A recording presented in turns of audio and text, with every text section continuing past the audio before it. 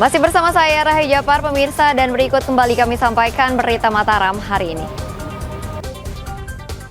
PPDB tidak berjalan sesuai aturan, sejumlah sekolah menengah di Kota Mataram kekurangan siswa. Ratusan pemotor di Mataram terjaring dalam operasi Patuh Rinjani. Krisis air terus meluas, BPBD NTB tetapkan status darurat kekeringan di 5 kabupaten kota.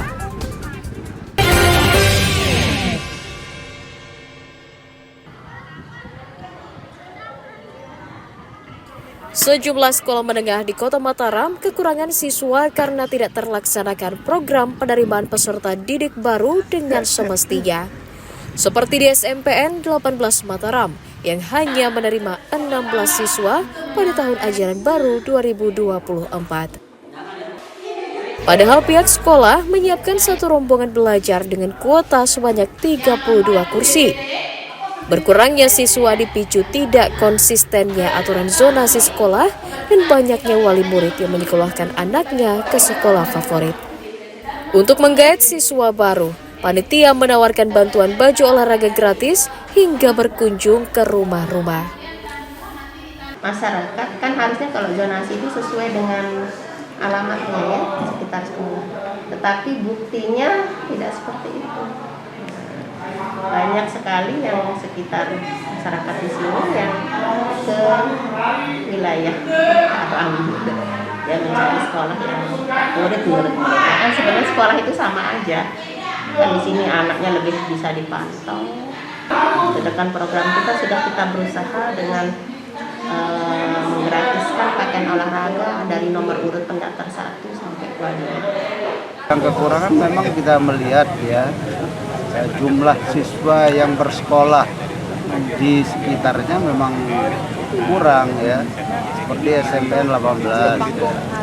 Dulu memang di situ ada masyarakat, tapi kan masyarakat itu sekarang sudah direlokasi kan, dipindahkan, jadi masyarakat dulu dihajatkan bisa bersekolah di sana, tapi sekarang kan sudah dipindahkan, direlokasi, sehingga itu yang menyebabkan ya.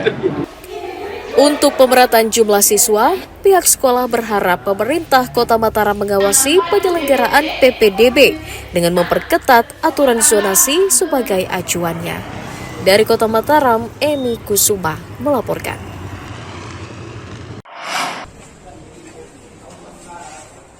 Kuota pupuk subsidi di Kabupaten Lombok Barat bertambah hingga 50% memasuki musim tanam kedua tahun ini.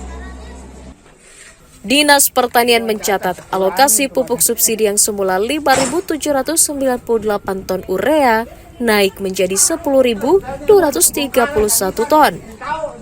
Kementerian Pertanian juga menambah kuota pupuk NPK hingga 100% yang semula 3.786 ton menjadi 8.152 ton. Hal itu untuk memenuhi kebutuhan pupuk petani sekaligus mencegah kelangkaan. Agar tepat sasaran, petani diminta membawa kartu tani saat menebus pupuk subsidi. Progres pupuk sampai dengan bulan Juli ini, tadi saya mendapatkan laporan bahwa kita untuk urea sudah mencapai 41% kurang lebih, untuk NPK 39%. Nah, itu jadinya petani kami memang sekarang ini belum mulai tanam. Nanti kalau pada saat sudah mulai tanam yang berikutnya baru pada mengambil pupuk, mungkin bisa mencapai 100% pada saat nanti sudah musim tanam. Kabarnya ada penambahan. Penambahan memang dulu kan kita hanya dapat sekitar kalau tidak salah 6.000 ya untuk NPK, sekarang kita bisa jadi sebesar 11.000. Penambahan kuota pupuk diharapkan meningkatkan produksi pertanian dan menyelamatkan tanaman yang terdampak kemarau. Hairul Amri melaporkan dari Kabupaten Lombok Barat. Seorang ibu rumah tangga berinisial HR 32 tahun diringkus Satuan Reserse Narkoba Polresta Mataram karena diduga mengedarkan narkotika di Kecamatan Cakranegara. Tersangka ditangkap di rumah kos yang disewanya saat menunggu konsumen. Polisi menyita sabu-sabu 1,76 gram, alat isap, ponsel, dan sepeda motor sebagai barang bukti. Penangkapan tersangka atas laporan warga sekitar yang kerap melihatnya bertransaksi narkotika. Dari informasi yang kami dapat bahwa di sebuah kamar kos di Jalan Subadrai tersebut sering atau kerap dijadikan tempat untuk penyalahgunaan narkoba. Benar saja, pada saat dilakukan penggerebekan, kami mendapati seorang ibu rumah tangga yang kos di kos-kosan tersebut, dan dalam tas miliknya ditemukan satu gulung tisu yang di dalamnya terdapat satu poket sabu-sabu siap edar. Tersangka mengaku memakai narkotika untuk stamina karena ia bekerja sebagai terapis pijat. Ada dilakukan penggeledahan di sana. Apa yang ditemukan? Sabu. Dapat dari mana ini? Beli di AB itu di mana? Di Perjelas? Orang bagus. Itu tujuannya untuk apa ini? Memiliki narkoba untuk apa? Untuk konsumsi sendiri. Tersangka dijerat pasal 112 Junto nomor 35 tahun 2009 tentang narkoba, hukuman 4 tahun penjara. Dari Kota Mataram melaporkan.